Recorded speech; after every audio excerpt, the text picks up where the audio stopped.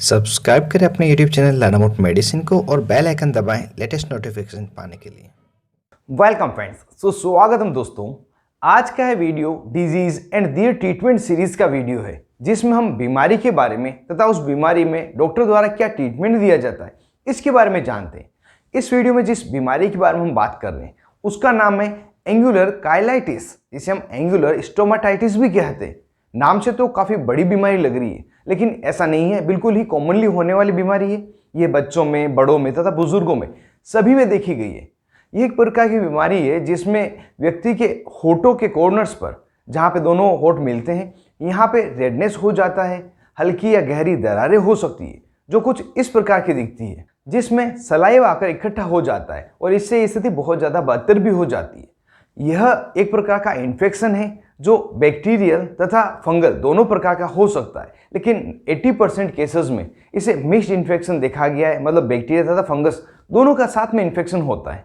अगर इस बीमारी के कारणों की बात की जाए तो इसका जो मुख्य कारण है वह होता है न्यूट्रिशनल डेफिशिएंसी, जिसमें आयरन डेफिशिएंसी, एनीमिया हो सकता है, फोलिक एसिड की कमी शरीर में हो सकती है, विटामिन बी कॉम्प्लेक्स की कमी, जिसमें रिबोफ्लाविन या साइनिकोबालामिन जो विटामिन बी तथा विटामिन बी12 होते हैं, इनकी कमी हो सकती है। छोटे बच्चे जो मुंह खुला रख के सोते हैं, उनके होठों के कॉर्नर्स पे भी सलाइवा इकट्ठी हो जाती, उनमें यह समस्या हो सकती है। साथ ही बुजुर्ग व्यक्ति जिनको नकली बत्ती सी लगी हुई है, जिसे डेंचर्स कहते हैं, यह अगर सही फिटिंग में नहीं हो, अच्छी क्वालिटी की नहीं हो, साथ ही इसकी साफ सफाई सही तरीके से नहीं रखी जाए, तो उन बुजुर्गों में भी यह समस्या हो सकती है। यह कुछ मुख्य कारण थे एंगुलर काइलाइटिस बीमारी के।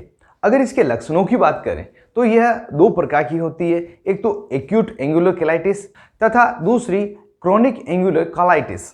एक्यूट का मतलब है अभी ये शुरुआत में हुआ है, 3 से 5 दिन हुए हैं, ये स्थिति हुई है।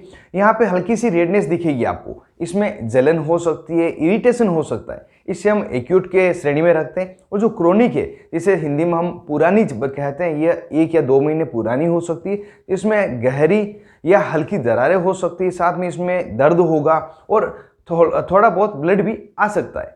जब यह स्थिति होती है तो व्यक्ति पूरा मुंह भी नहीं खोल पाता, तेज दर्द होता है, खाना भी प्रॉपर रूप से नहीं खा पाता, साथ ही दिखने में काफ़ी भद्दी होती है। तो यह इसके कुछ लक्षण होते हैं। अब जब यह बीमारी हो जाती है तो व्यक्ति को डॉक्टर द्वारा क्या ट्रीटमेंट दिया जाता है उसको भी हम यहाँ पे जान लेते हैं।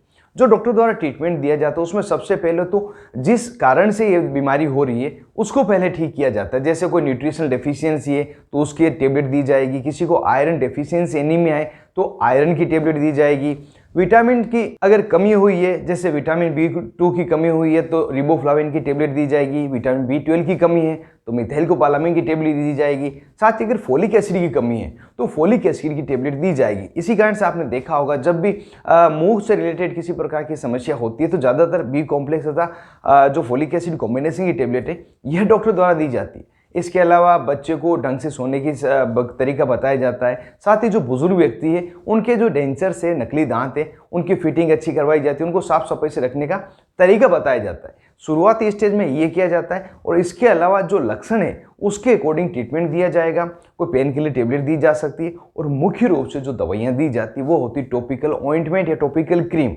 जैसा कि हमने बात की थी, यह बैक्टीरियल तथा फंगल दोनों प्रकार के इन्फेक्शन के कारण हो सकता है और 80% चांसेस है कि मिक्स इन्फेक्शन होता है। जब यह बैक्टीरियल इन्फेक्शन द्वारा होता है तो एंटीबैक्टीरियल मेडिसिन, एंटीबैक्टीरियल जो ऑइंटमेंट है वह दिए जाते हैं, जैसे कि फ्यूसिडिक एसिड, मुपिरोसिन, नियोमाइसिन, फ्रामाइसेटिन, कोई भी एक एंटीबैक्टीरियल मेडिसिन दी जा सकती है। और अगर किसी को फंगल इन्फेक्शन की वजह से है तो इसको एंटी फंगल मेडिसिन दी जाएगी, जैसे क्लोट्रिमाजोल, मिकानोजोल, कीटोकोनाजोल, कोई भी क्रीम दी जाएगी।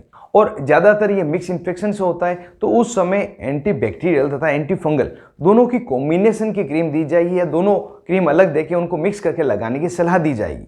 यहाँ पे अगर आप सिर्फ एंटीबैक्टीरियल क्रीम लगा रहे हैं तो कम से कम आपको 7 दिन लगाना जरूरी होता है। अगर एंटी फंगल क्रीम लगाते हैं तो 14 दिन लगाना जरूरी है। और अगर कॉम्बिनेशन में लगाते हैं 10 से 14 दिन इसको लगाना होता है और सुबह शाम इसको लगाना है। और एक बात विशेष तौर से ध्यान रखें, जब भी आप इस क्रीम को लगाएं आप खाने के बाद में लगाएं। रीज़न ये है कि खाने के बाद इसको लगाएंगे तो आपके चेहरे पर ये लंबे समय तक रहेगी और इस क्रीम को लगाने के बाद कोई भी तरह का खाना या पीना आपको नहीं करना, जिससे जब तक लंबे समय तक रहे तो ये अच्छा असर बता सके। कुछ पोस्ट ट्रीटमेंट केयर भी डॉक्टर द्वारा बताई जाती है, जिसमें एक बार जब ये पूरी तरह से ठीक हो गया है तो हल्का सा लाइट कलर की स्किन वहाँ पे रहती है, हल्का फुल्का खिंचाव भी आपको लगता है, तो उसके लिए आप कोकोनट ऑयल लगा सकते हैं, एलोवेरा लगा सकते हैं, साथ ही कोई मॉइस्चराइजर एजेंट है वह लगाएं। लेकिन यह ध्यान रखें कि ये मुंह के अंदर नहीं जाए। इसको 10 से 15 दिन लगातार लगाएं तो अच्छी तरह से वहाँ की जो समस्या है वो दूर हो जाएगी। और कई बार हल्की फुल्की जब शुरुआत हो जाती है, एक्यूट से भी पहले रहता है, तो उस समय फॉर प्रिवेंशन इस तरह की जो तीनों प्रिपरेशन है इसका प्रयोग लिया जाता है। अगर आपको इस तरह की कोई समस्या लगने लग रही है, हल्का सा कच्चा होठों में लग रहा है, तो आप कोकोनट ऑयल या कोई मॉइस्चराइजर क्रीम यूज़ कर सकते हैं। और इसके अलावा भी अगर कोई समस्या हो रही है तो आप तुरंत डॉक्टर से मिलकर इसका इलाज करवा सकते हैं। तो दोस्तों, यह पूरी जानकारी थी एंगुलर काइलाइटिस बीमारी के लिए।